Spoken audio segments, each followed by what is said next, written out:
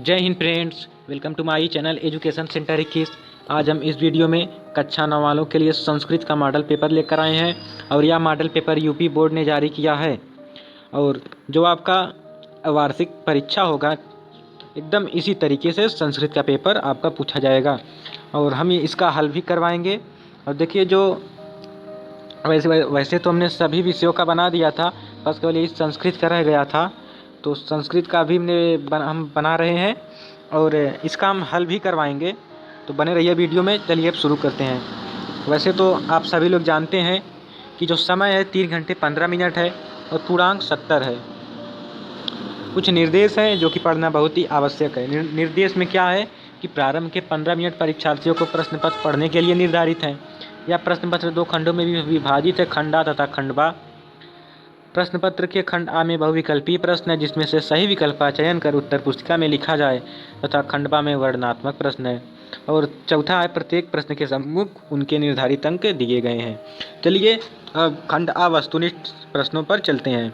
देखिए कह रहा है कि प्रश्न संख्या 1 से 3 गद्यांश आधारित प्रश्न है। गद्यांश को ध्यान से पढ़ें और उत्तर का चयन करें। यानी जो प्रश्न 1 से 3 तक है वैसी गद्यांश में से पूछा जाएगा जो यही गद्यांश दिया गया है। सबसे पहले पूछा गया है कि उक्त गद्यांश का शीर्षक है, यानी जो ये गद्यांश दिया गया कहाँ से लिया गया है, तो यह गद्यांश आजादा चंद्रशेखरा से लिया गया है। फिर इसके बाद दूसरे प्रश्न पे देखते हैं।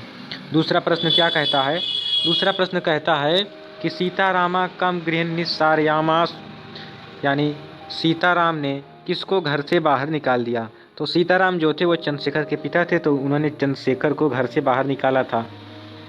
फिर इसके बाद घोरम श्रमम कृत्वा का जीविकाम निर्वाहत, यानी कठिन परिश्रम करके किसने अपने जीवन का निर्वाह किया, तो चंद्रशेखर ने।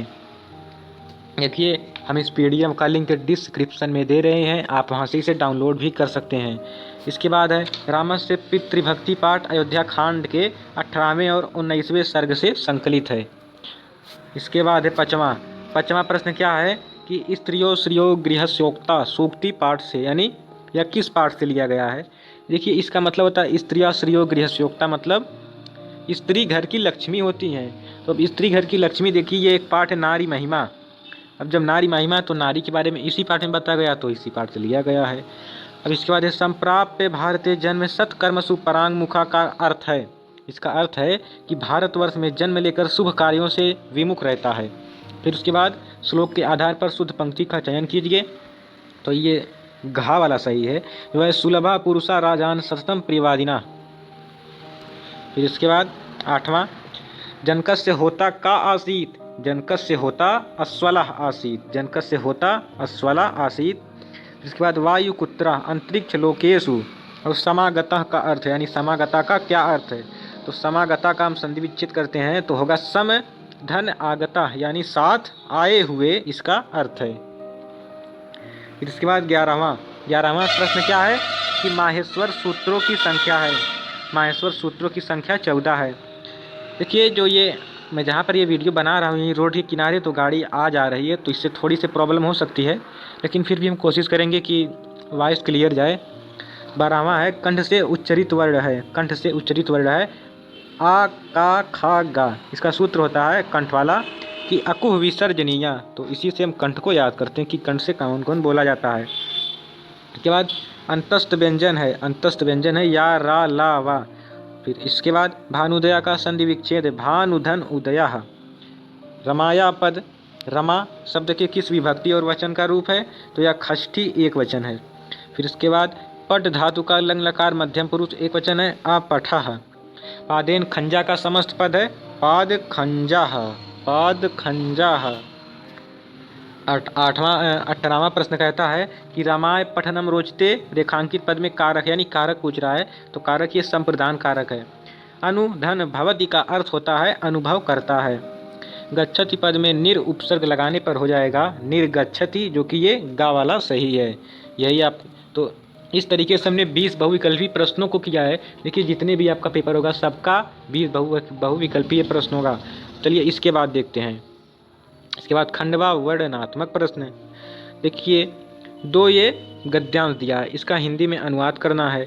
एक सत्पुरुषों महात्मा रविदासा, तो ये रविदास संत रविदासा पाठ से लिया गया है।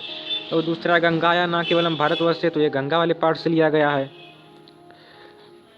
फिर इसके बाद है निम्नलिखित शीर्षकों में से किसी एक शीर्षक का सारांश अपने शब्दों में लिखिए। यानी एक 3 पार्ट दिया है। 3 पार्ट में कौन कौन है?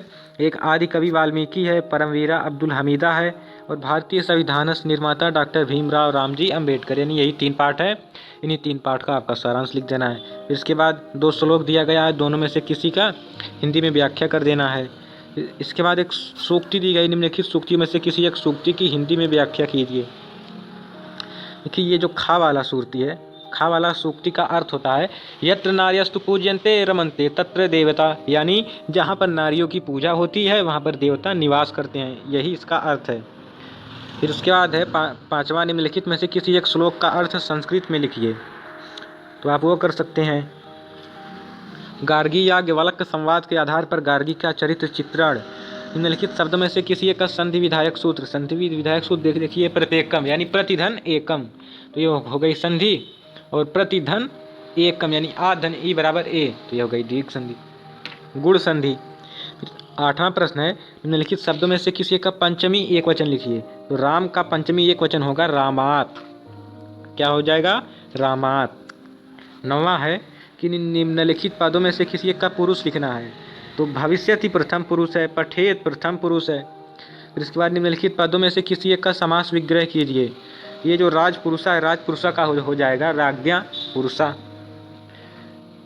अगला प्रश्न है 11वां वाला, निम्नलिखित रेखांकित पदों में से किसी एक का विभक्ति का सूत्रोल्लेख कीजिए।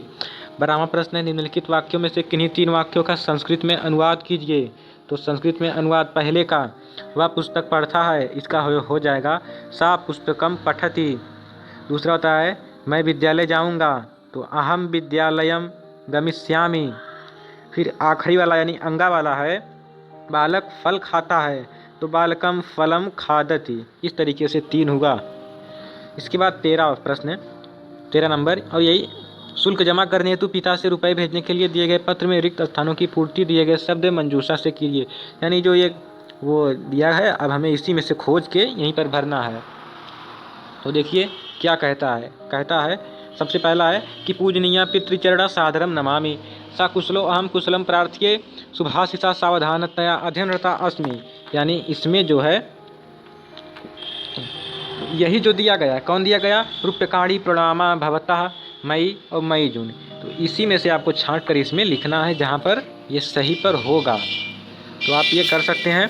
फिर इसके बाद प्रश्न नंबर 14 जो है आखिरी है। प्रश्न नंबर 14 क्या है कि निम्नलिखित शब्दों में से किन्हीं 2 शब्दों का संस्कृत में वाक्य प्रयोग कीजिए। पहला विद्यालयम, तो विद्यालयम अहम विद्यालयम गच्छति। फिर सदा है, सदा का तो सदा सत्यम वदेत। फिर गच्छति है तो सा आपणम गच्छति। यही हो गया। हमने देखिए सभी विषयों का मॉडल पेपर बनाया है, आप डिस्क्रिप्शन में लिंक है प्लेलिस्ट की, तो आप वहां से सभी विषयों को देख सकते हैं। अगर आपको यह समझ में आया और आप आगे भी कक्षा 9 की तैयारी करना चाहते हैं तो आप हमारे चैनल को सब्सक्राइब भी कर सकते हैं। जय हिंद।